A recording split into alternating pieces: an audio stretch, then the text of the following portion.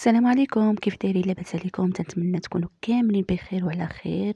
فيديو جديد ووصفه جديده ان شاء الله. اليوم غادي نوجد معكم طريقه البيتزا. يعني كيف ما نقول، هذه هي الطريقه ديالي اللي تنستعملها انايا واللي عمرني ما غادي نبدلها، وتجي صراحه زوينه وسهله وسريعه وفي نفس الوقت تجي بنينه. طريقه بلا بيض ولا زبده، وتجي الصراحه زوينه وبنينه، وتنتمنى تجربوها. ما نطولش عليكم ونخليكم تشاهدوا الفيديو مع المقادير وطريقة التحضير. نبداو على بركة الله. بسم الله. نبداو على بركة الله في تقديم المقادير. عندي هنا معلقة كبيرة ديال الملحة ومعلقة صغيرة ديال السكر سنيدة اولا السكر الخشن. هنا عندي معلقة كبيرة عامرة مملوءة ديال خميرة الفورية. وبالنسبة للمكون الأخير اللي هو الزعتر، عندي حتى هو معلقة كبيرة عامرة ديال الزعتر، وبطبيعة الحال اللي منقي.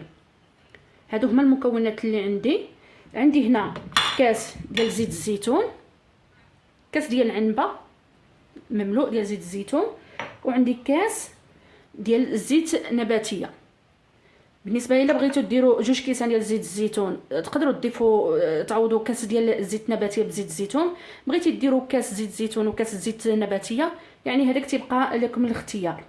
اولا تقدروا ديروا بجوجهم غير كاس 2 كيسان ديال زيت نباتيه. نبداو بسم الله على بركه الله. وهنا كما هنا نسيت ما قلت لكمش، عندي كيلو ديال الدقيق الناعم. عندي هنا بنوعيه جيده، عندي كيلو ديال الدقيق. بسم الله نبداو. غادي نضيف المكونات كاملين فوق الدقيق، وغادي نحاول نحركهم واحد شويه، يعني تتخلطوا لي النواشف.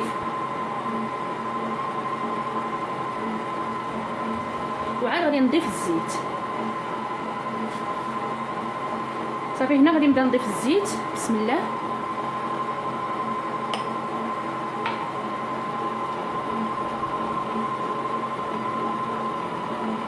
صدقونا البنات، هاد الطريقه تجي الصراحه العجينه تاع البيتزا تجي بها رائعه وتجي لذيذه بزاف. صافي هنا غادي نحاول باش نبسس الدقيق ديالي مزيان، وعاد غادي نضيف له الماء.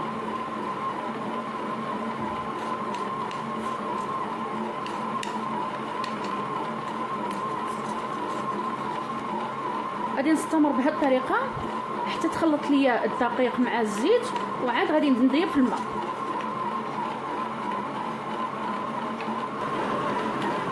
كما شفتوا الدقيق ديالي راه انسجم معاه المكونات.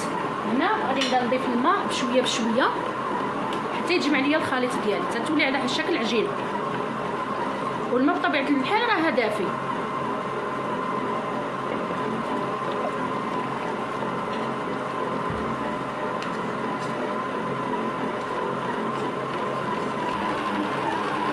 والعجينه ضروري خصها تكون شويه مرخوقه، يعني ما تكونش قاصحه الا بغيتو تجيكم بيتزا رطبه. غنستمر بنفس الطريقه حتى تجمع ليا العجينه ونرجع معاكم. العجينه ديالي البنات ها هي بعد ما وجدات، ها هي. ها انتم شوفوا كي جات تبارك الله ما شاء الله. شوفوا جات مدلوكه.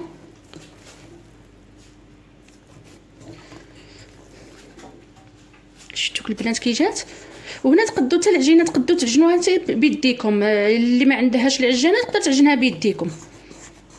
صافي هنا غادي ناخذ العجينه ديالي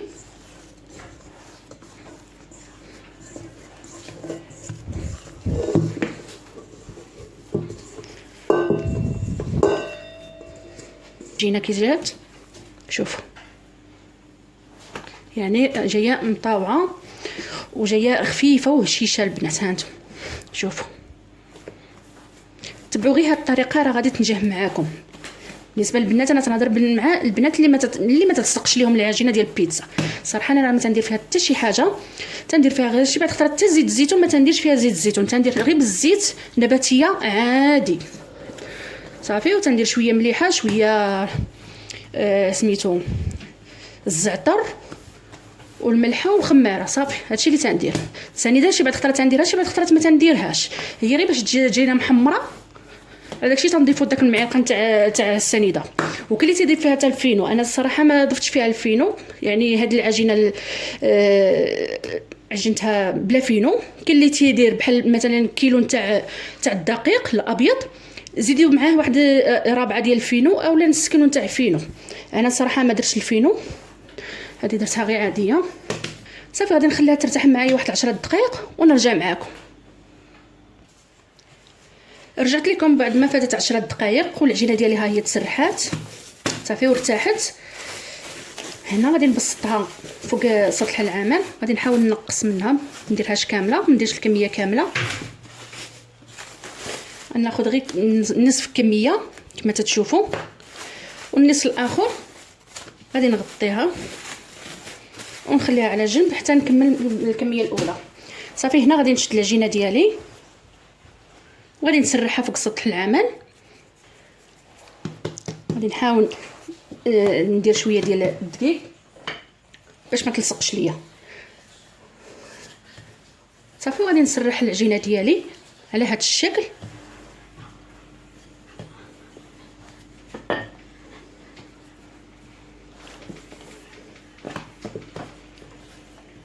كما تتشاهدوا البنات العجينه راها خفيفه وجايه رطبه وتتعطينا الطوع، يعني تمشى كيما بغيتي.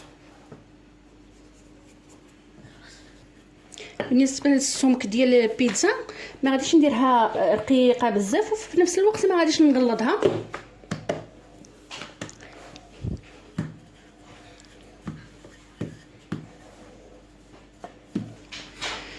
صافي نحاولوا نبقاو نهزوا بهذه الطريقه البنات، يعني ما نخليوهاش لاصقه في سطح العمل باش ملي نجيو نقطعوها يبقى لينا الشكل اللي حنا قطعنا، الشكل اللي بغينا نقطعو يبقى لينا هو هذاك، يعني ما يتقلصوش. بالنسبه للسمكه البنات ديال العجينه هذا هو، يعني ما درتهاش غليظه بزاف وما بغيتهاش تجيني عاوتاني رقيقه بزاف. صافي اول حاجه اللي غادي نديرها غادي ناخذ صافي هنا غادي نبدا نثقب فيها، غنثقبها بالفرشيطه البنات. انا ما عنديش ديك الجراره ديال البيتزا، نتوما الا كانت عندكم استعملوها، الصراحه ديك راه زوينه عمليه وتجي سهله. مازال ما كتبليش ونشريها. صافي باش ما يجيكمش الفيديو طويل غادي نكمل ونرجع معكم.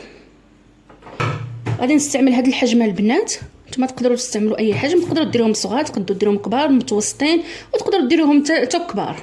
انا غادي ننوع، انا غادي ندير هذا الحجم وان شاء الله من بعد غادي ندير الكبار.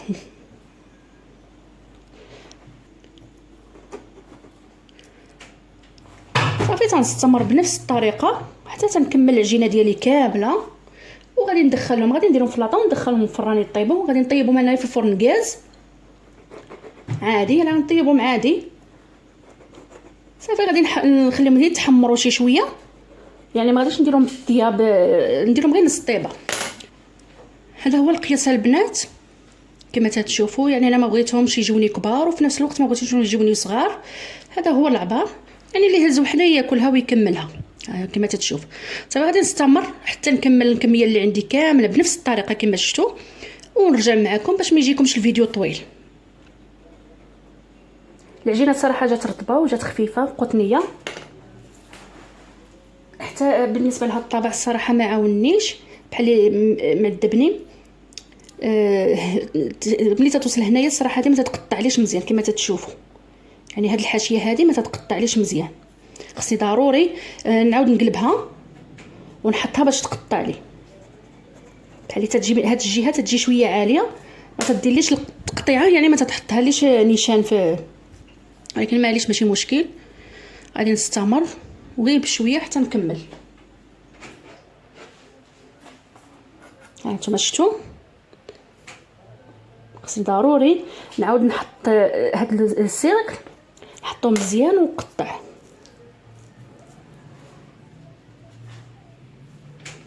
صافي غادي نستمر بنفس الطريقه حتى نكمل العجينه اللي عندي كامله، وغادي نوضع البيتزا ديالي، العجينه ديال البيتزا ديالي في الصينيه، وغادي ندخلها للفران يطيبوا على نار مهيله، وغادي ندير لهم غير نص طيبه، يعني ما غاديش نطيبهم كاملين، غندير لهم غير نص طيبه، ومن بعد غادي نرجع معكم ان شاء الله باش تشوفوا الشكل النهائي. وهنا كما تتشوفوا بعد ما كملت العجينه ديالي كامله وطيبتها، هذه هي الكميه اللي حصلت عليها. الصراحه جات رائعه بزاف وجات لذيذه، ما تخيلوش كيف جات البنات. بالنسبه للرقها انا تعجبني الصراحه تكون رقيقه، وانتم لكم الاختيار، بغيتوها تجيكم رقيقه هذا القياس، بغيتوها تجيكم شويه غليظه فتقدروا تزيدوا واحد شويه. المهم انا تعجبني تعجبني الرقيقه. هذه هي الكميه اللي حصلت عليها البنات. وللامانه يعني هنايا راه جوج عجينات ماشي عجينه واحده. كما تتشوفوا العجينه الاولى اللي عجنتها معكم راه هما هادو، هنا كملتهم طيبتهم كملتهم ووضعتهم هنا في بلاستيك غذائي. درت هنا كل بلاستيك فيه 12 الحبه. هذه العجينه الاولى. والعجينه الثانيه يعني ما بغيتش نصورها معكم لان نفس الطريقه اللي عجنت بها هذه راه عجنت بهادو. هذه العجينه الثانيه يعني هادو كيلو، وهنا كيلو ديال الفرينه، وفي هذه الكميه كيلو ديال الفرينه. غير هذه قلعت منها واحد شويه لانني طيبتها للدراري، على داكشي غتشوفوا كميه شويه ناقصه. هذه عجنتها اليوم ووجدتها وقلت نكمل الفيديو ديالي باش تشوفوا الحصيله اللي حصلت عليها، يعني الكميه اللي وجدت. هانتوما البنات صراحه جات لذيذه بزاف وجات رائعه، يعني ما تخيلوش كيف جات. وكما قلت لكم راني طيبتها غير نص طيبه.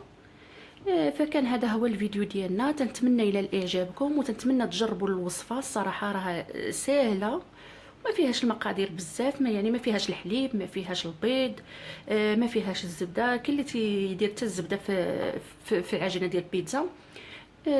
طريقه سهله وتجي لذيذه، تجي خفيفه هشيشه. تتمنى تجربوها وتردوا عليا، واللي جربتها ترد عليا وتقول لي كيف جاتها. كان هذا هو الفيديو ديال اليوم، تنتمنى ينال اعجابكم وتنتمنى تعجبكم الوصفه ديال اليوم، وتنتمنى تجربوها وتردوا عليا. شكرا لكم على المشاهده، ما تنسونيش باللايكات وبالاشتراك في القناه. شكرا لكم والى اللقاء في الفيديو القادم ان شاء الله.